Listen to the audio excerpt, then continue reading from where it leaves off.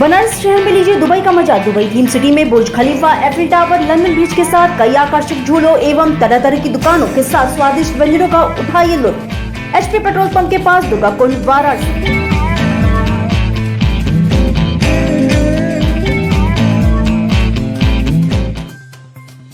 लाल बहादुर शास्त्री अंतर्राष्ट्रीय एयरपोर्ट और वाराणसी बस अड्डा के पास करोड़ों का सोना बरामद किया गया। शारजहां से आया यात्री अंडरगारमेंट में सोना छिपाकर ले जा रहा था। वहीं कैंट रेलवे स्टेशन के समीप बस अड्डे के पास बस में बैठे 2 तस्करों के पास से 8 किलो 700 ग्राम सोना बरामद किया गया। डीआरआई के अनुसार बरामद सोने की कीमत बाजार में 5 करोड़ 32 लाख रुपए के करीब आकी गई है। मिर्जामुराद क्षेत्र के गौरगांव निवासी रियल एस्टेट एजेंट के खिलाफ धोखाधड़ी का मुकदमा दर्ज किया गया है। प्लॉट व लैंड के नाम पर 15,50,000 रुपए हड़पने का आरोप लगाया है। भुक्तभोगी ने मिर्जामुराद थाने पहुंचकर ब्याज सहित 15,50,000 रुपए हड़पने का आरोप लगाते हुए गौरगांव निवासी कथित रियल एस्टेट एजेंट के खिलाफ धोखाधड़ी का मुकदमा दर्ज कराया। पुलिस मामले की छानबीन कर रही है।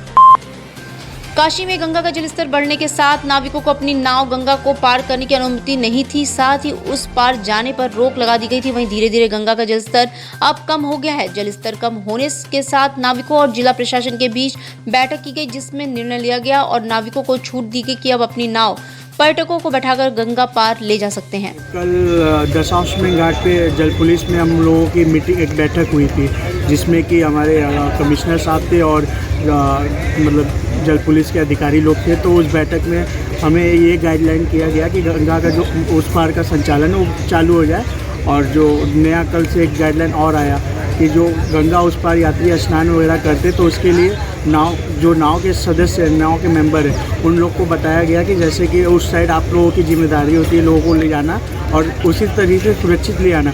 तो जो उस पार यात्री स्नान करते तो उसके लिए आपको वहाँ बैरिकेडिंग बांधना होगा। तो इसलिए उन्होंने ये सब बातें रखी और गंगा का उस पार आना जाना चालू कर दिया कल से। मंडलायुक्त कौशल राज शर्मा ने जिला राइफल क्लब शूटिंग रेंज में काशी सांसद खेलकूद प्रतियोगिता के तहत आयोजित हो रहे शूटिंग प्रतियोगिता का उद्घाटन किया।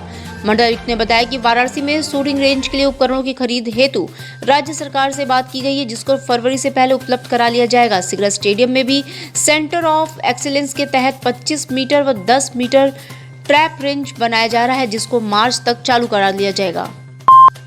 अयोध्या में श्री राम मंदिर के लोकार्पण को लेकर तैयारियां तेजी से की जा रही हैं। वहीं धर्म की नगरी काशी में श्री राम मंदिर के आंदोलन में अपनी जान न्यौछावर करने वाले कार सेवकों की आत्मा की शांति के लिए काशी में महारुद्राभिषेक किया गया। काशी में सांस्कृतिक संसद में शामिल होने के लिए पहुंचे देश भर के हजारों संतों ने एक साथ बाबा श्री काशी विश्वनाथ में महारुद्राभिषेक कर मृत कार सेवकों की आत्मा की शांति के लिए प्रार्थना किया।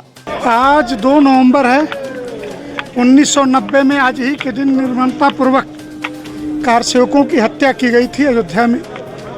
और आज जब श्री राम जन्मभूमि पर भव्य राम मंदिर बन रहा, उनकी आत्मा तृप्त हुई। उनके मोक्ष के लिए मोक्ष की नगरी में मोक्ष के देव महादेव से रुद्राभिषेक के द्वारा हम प्रार्थना करने के लिए आए हैं। राम मंदिर का निर्माण लगभग पूरा होने की तैयारी पर है और 14 तारीख को उसका उद्घाटन है। तो किस तरीके से काशी और पूरे भारत की जनता उसका आनंद और पूरा व्यवस्था लेगी? काशी से अवध का बहुत पुराना रिश्ता है, जो रिश्ता भगवान राम और शिव का है।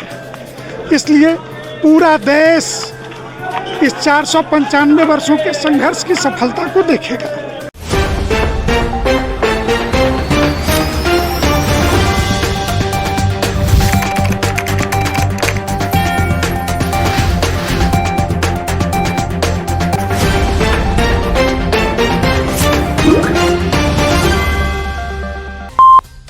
ज्ञानवापी परिसर में चल रहे एएसआई सर्वे को लेकर जिला जज अजय कृष्ण विश्वेश की अदालत में गुरुवार को सुनवाई हुई। एएसआई की टीम ने जिला अदालत से सर्वे रिपोर्ट तैयार करने के लिए 15 दिन का समय मांगा, जिसको स्वीकार करते हुए जिला जज ने एएसआई को 15 दिन का और अतिरिक्त समय देने का आदेश दिया। वहीं अब 17 नवंबर को एएसआई टीम कोर्ट में सर्वे रिपोर्ट सौंपेगी। उस पर छुड़ाई दिया गया था, चूँकि पूर्व मुकदमे में 10 नवंबर को डेट पड़ा था। इस छुड़ाई दिया गया था। छुड़ाई के बाद जिला जज ने सुन लिया। सुनने के बाद 8 तारीख निर्धारित कर दिया गया और अंजुमन इंतजामिया को मौखिक रूप से कहा गया कि आप 6 तक आप सुपुर्दारी पर जो है जिलाधिकारी को जो सौंपने की बात हो रही है, इस पर आप आपत्ति 6 तारीख को दे देंगे। 6 नवंबर सर्वे रिपोर्ट सबमिट करने के लिए क्या तारीख लगी है? क्या सर्वे रिपोर्ट उन्होंने 15 दिन का समय मांगा है। मौखिक रूप से जिला स्वीकार कर लिए हैं उसको और 17/11 डेट लगाया है। आईआईटी बीएचयू की छात्रा के साथ बुधवार की देर रात बाइक सवार 3 युवकों ने गंदी हरकत की। छात्रा को अलग ले जाकर उसके कपड़े फाड़ दिए, वहीं मोबाइल से वीडियो बनाया। घटना की जानकारी होने के बाद बीएचयू के छात्रों में जबरदस्त आक्रोश है। छात्रों ने हैदराबाद गेट के पास सड़क जाम कर विरोध प्रदर्शन किया, वहीं निदेशक कार्यालय का घेराव किया। आईआईटी बीएचयू में छात्रा के साथ हुई छेड़खानी मामले में पुलिस ने 3 अज्ञात के खिलाफ मुकदमा दर्ज कर लिया है। पुलिस के अनुसार छात्रा की शिकायत पर मुकदमा दर्ज कर आरोपियों की तलाश की जा रही है। वहीं मौके पर पहुंचे पुलिस अधिकारी छात्रों से वार्ता कर उनसे प्रदर्शन समाप्त करने का आग्रह किया।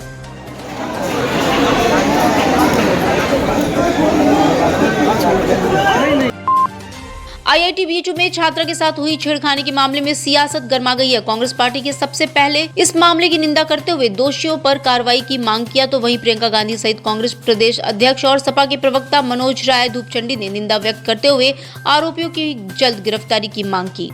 प्रतिष्ठित संस्था है और जहाँ पर होनहार बच्चे बच्चियाँ पढ़ते हैं, मैं समझता हूँ कि वहाँ के जो डायरेक्टर जिसको जिम्मेदारी मिली है वो पूरी तरीके से अकर्मण्य हैं और ये सब कभी भी संस्था के बच्चों पर ध्यान नहीं देते और बच्चों से मिलते नहीं। बच्चों जब अपनी शिकायत लेकर जाते तो इनको पुलिस के द्वारा और वहाँ के प्रोक्टोरियल बोर्ड के जो सिक्योरिटी के लोग हैं उनसे इनको मरवाया जाता है, चीज़ों को बर्बाद किया जाता है। निश्चित तौर से ऐसी जो बीएचयू जैसी संस्था में ऐसे लोगों को मैं समझता हूँ कि जो केंद्र की सरकार नियुक्त कर रही है और मोदी जी की सरकार है, ऐसे लोगों पर तत्काल कार्रवाई हो और इनके ऊपर जिस तरीके की जो चीज़ें चल रही हैं। और एक सबसे बड़ा आपको बता दूं, मोदी ने नारा दिया था बेटी बचाओ और बेटी पढ़ाओ, उसका आज देख लीजिए कि बीएचयू के अंदर और उनके संसदीय क्षेत्र में उस चीज़ का, उस स्लोगन का क्या असर हुआ। बच्चियों के साथ जिस तरीके की घटना घटी है उसकी हम निंदा करते हैं, भर्त्सना करते हैं और उस पर तत्काल बीएचयू के जो एडमिनिस्ट्रेशन के लोग हैं, ये आईटी के, इनके खिलाफ तत्काल कार्रवाई होनी चाहिए।